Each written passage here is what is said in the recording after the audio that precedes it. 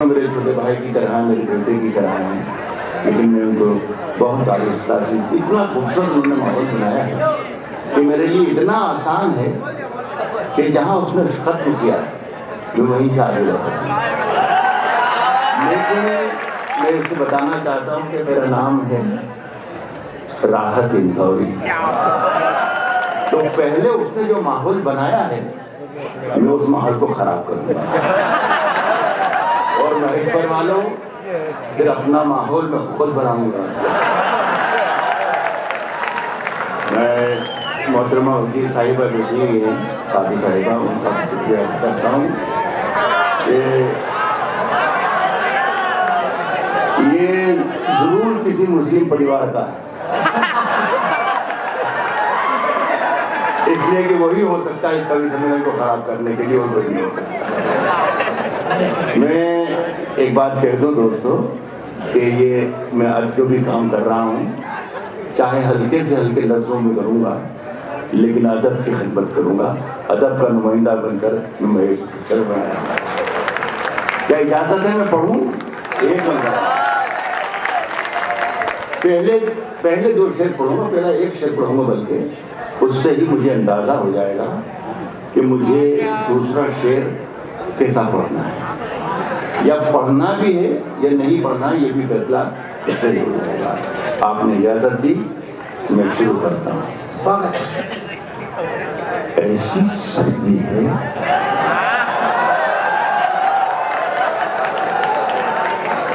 ऐसी सर्दी है कि सूरज भी दुहाई मांगे। शिरकत करना सब लोग। ऐसी सर्दी है कि सूरज भी दुहाई मांगे, जो हो परदेश में वो किससे रजाई मांगे। ऐसी सर्दी है। मैं समझ गया कि आपको क्या सुनाना है, बस सुनते रहिएगा। मुझे दोस्तों कोई गर्रा या गुरूर या घमंड या फख्र नहीं है कि मैं कोई बड़ा राइटर, लेकिन मैंने कोई 25-30 साल तक एक यूनिवर्सिटी में गज़ल पढ़ाई है, तो मैं जानता हूँ कि गज़ल सुनने के लिए, गज़ल सुनाने के लिए, गज़ल समझने के लिए, गज़ल समझाने के लिए आदमी को थोड़ा दीवाना, थोड़ा सा पागल, थोड़ा सा उत्साही, थोड़ा सा जुनूनी और थोड़ा बहुत कैरेक्टरलेस होना चाहिए। और जब ये विष्णु सक्सेना यहाँ पर खड़े थे, अपनी रोमांस की बातें कर रहे थे, और जिस तरीके से आपका इन्वॉल्वमेंट था, मैं समझ गया था कि मेरे काम के यहाँ काफी लोग हैं। आग के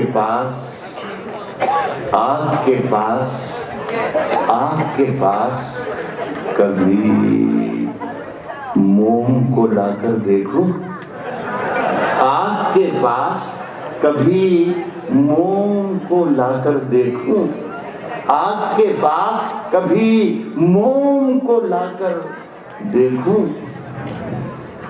हो इजाजत तो तुझे हाथ लगाकर देखूं।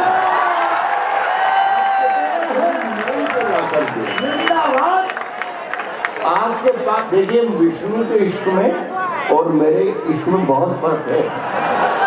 मैं जरा सा मर्दाना किस्म का इश्क करता हूँ, और महेश्वर भी वो अभी मेरी मुझसे उम्र में भी कोई 20-25 साल छोटे हैं, तो उन्हें मालूम नहीं कि इश्क में हथकंडे क्या क्या होते हैं।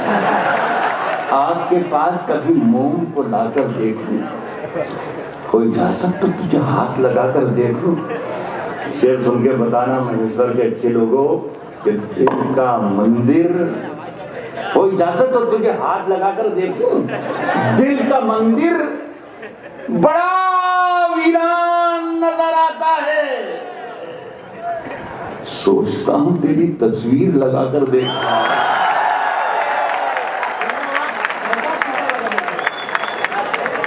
जवान आंखों के जुगनू चमक रहे हैं, जवान आंखों के जुगनू। अच्छा लग रहा है आपको? अभी थोड़ी देर के बाद तो जरूरी नहीं कि आप मेरे साथ, मेरे पास साथ में ताली बजाने वाला काम है ही नहीं। सिर्फ मतलब ये कि थोड़े से जवान हो जाएं आप, जितने बुजुर्ग हैं वो भी अगर जवान हो जाएंगे तो मजा आ जाएगा। कहता हूं कि जवान आंखों के जुगनू चमक रहे होंगे, मजा ले लीजिएगा सब लोग। जवान आंखों के जुगनू चमक रहे होंगे,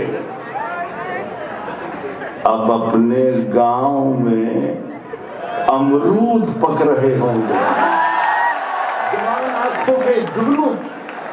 मुझे बहुत खुशी हुई महेश्वर वाले कि आप लोग सब अमरूद का मतलब समझते हैं। जवान आंखों के जुगनू चमक रहे होंगे, अब अपने गांव में अमरूद पक रहे होंगे। अब मेरी 2 लाइनें याद रखिएगा, मजा आ जाएगा। अब अपने गांव में अमरूद पक रहे होंगे, भुला दे। मैंने कहा था ना कि थोड़ा बहुत चरित्रहीन होना भी जरूरी है। अब अपने गांव में अमरूद पक रहे होंगे, भुला दे मुझको, भुला दे मुझको, भुला दे मुझको, मगर मेरी उंगलियों के निशान। सुन ले मेरे पहले सुन ले। अब अपने गांव में अमरूद पक रहे होंगे, भुला दे मुझको, मगर मेरी उंगलियों के निशान तेरे बदन पे अभी तक चमक रहे हैं। भुला दे मुझको। ये काम क्योंकि इसकी उम्र विष्णु की 50 साल है और मेरी 70 साल है, तो 50 साल पहले काम हुआ करता था। भुला दे मुझको, मगर मेरी उंगलियों के निशान तेरे बदन पे अभी तक चमक रहे हैं। सुने, देखो उसकी आवाज बंद हो गई है ना। तो बेटा ये याद रखो कि हम भी राहत इंदौरी हैं, एक आधी सदी से 1/3 दुनिया में यही काम कर रहे हैं जो आपके सामने खड़े होकर कर रहे हैं।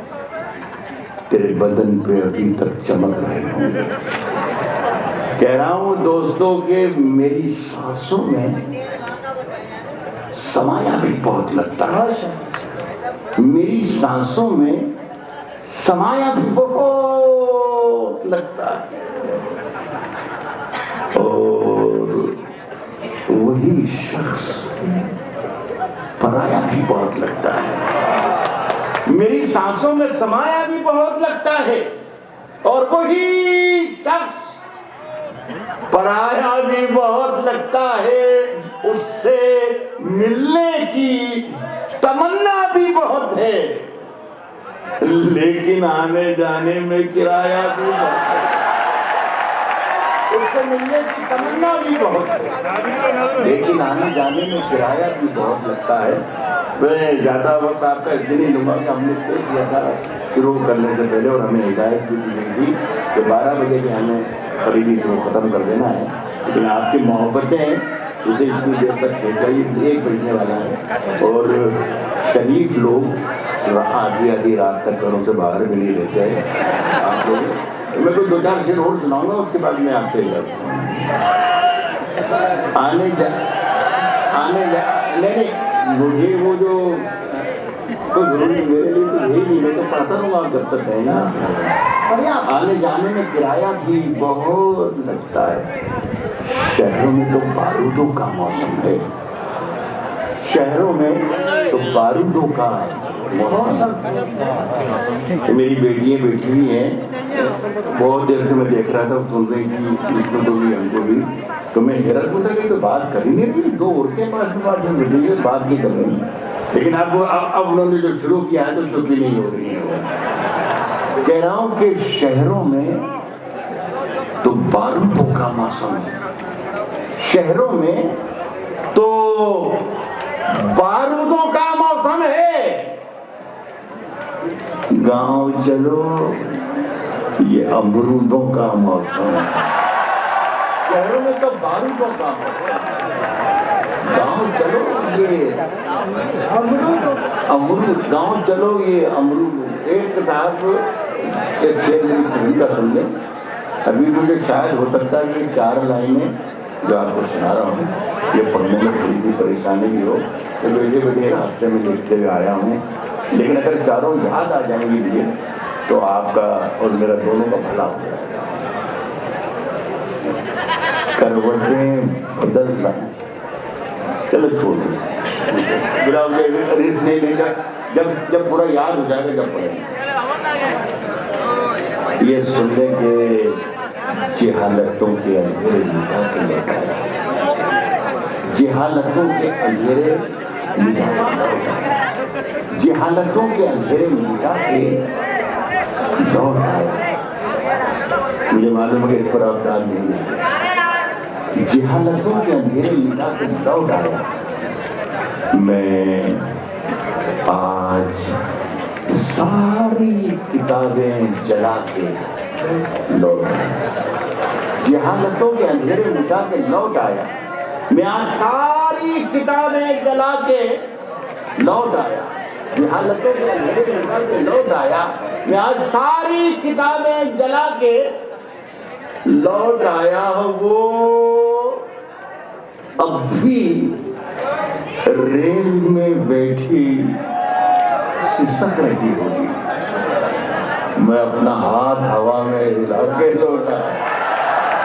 वो अब भी रेल में बैठी सिसक रही होगी, वो अब भी रेल में बैठी सिसक रही होगी, वो अब भी रेल में बैठी सिसक रही होगी। मैं अपना हाथ हवा में हिला के लौट आया।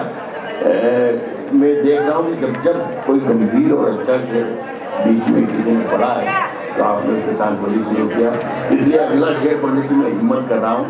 हालांकि मैं आगे भी बढ़ सकता था। मैं अपना हाथ हवा में हिला के लौट आया। खबर मिली है कि सोना निकल रहा है वहाँ, खबर मिली है कि सोना निकल रहा है वहाँ, खबर मिली है कि सोना निकल रहा है वहाँ। मैं जिस जमीन पे ठोकर लगा के लौटा है, बहुत बहुत शुक्रिया सर, मुझे उम्मीद नहीं थी कि शेर पर आप जाग जाएंगे। मैं जिस जमीन पे ठोकर लगा के लौट आया और वो चाहता था, इसी वो को पहचानिएगा कि कौन किसको कह रहा हूं मैं। वो चाहता था, वज़ीर मोहतरमा आप भी पहचानिए वो कौन। मैं जिस जमीन पे ठोकर लगा के लौट आया वो चाहता था। देखिए इसमें एक लफ्ज़ आ रहा है कासा, कासा कहते हैं भिक्षा पात्र को, फकीर के हाथ में भीख मांगने का जो बर्तन होता है उसे कहते हैं कासा। अब मजा लीजिएगा शेर का कि मैं जिस जमीन पे ठोकर लगा के लौट आया वो चाहता था कि कासा खरीद ले मेरा, मैं उसके ताज की कीमत लगा के लौट आया। वो चाहता था कि कासा खरीद ले, मैं उसके ताज की कीमत लगा के लौट आया। दो शेर आखिरी में पढ़ूंगा। पिछले साल आप सब लोग शरीक हो जाए तो अच्छा लगेगा। पिछले साल में पूरे देश में 2 लाइनें पढ़ता रहा। जब पढ़ के हटता था मैं तो लोग मुझे घेर लेते थे और कहते कि राज भाई आप क्या कहना चाहते हैं, हमारे समझ में नहीं आता। आप कहते हैं कि मज़ा आएगा, अच्छा लगेगा, दिन मिल देंगे वगैरह वगैरह, क्या कहना चाहते हैं, कोई भरोसा नहीं कर रहे हैं। पहले आप सुन लें कि मैं क्या कहता था, उसका जवाब फिर अपने आप लोगों को मिल जाए। तो आप सब सुन लेंगे तो आपको फर्क समझ। मैं ये पढ़ रहा था कि सफर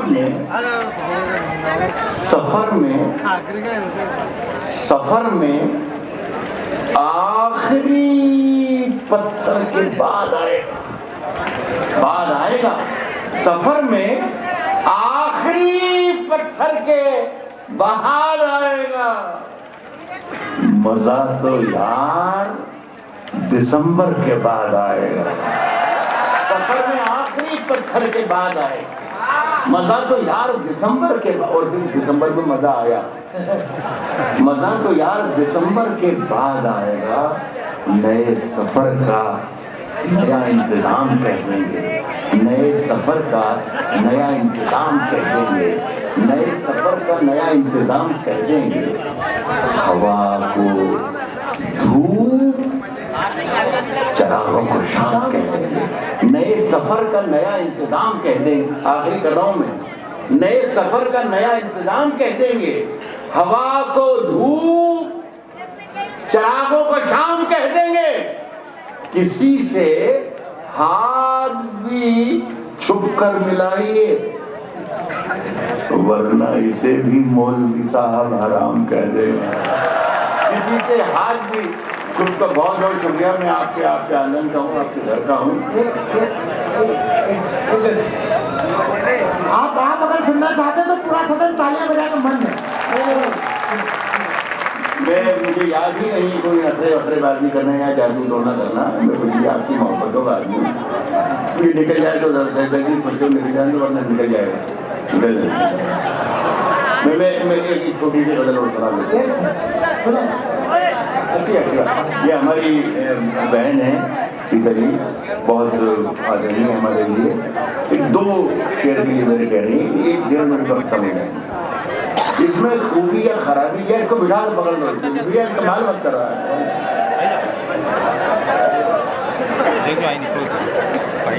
ये इसमें खूबी है या खराबी है 2 लाइनों में कि ये अचानक खत्म हो जाती है। तो जरा से ये मेरी शायरी पे पाँव रख के जा रहे हैं, तो जरा सा ध्यान आपका इधर उधर हो जाएगा तो मेरा नुकसान हो जाएगा। तो जरा से तसल्ली से सुनने वाले कहा कि 1 मिनट में खत्म हो जाएगा। उसकी कच्ची आंखों में है जंतर मंतर सब, उसकी कच्ची आंखों में है, उसकी कच्ची आंखों में है जंतर मंतर सब, उसकी कच्ची आंखों में है जंतर मंतर सब। चाकू वाकू छुरियां मुरियां खंजर वंजर, खत्म हो गया ये। उसकी कत्थई आंखों में है जंतर मंतर सब, चाकू वाकू छुरियां बुरियां खंजर वंजर सब। जिस दिन से तुम रूठी, जिस दिन से तुम रूठी, मुझसे रूठे हैं।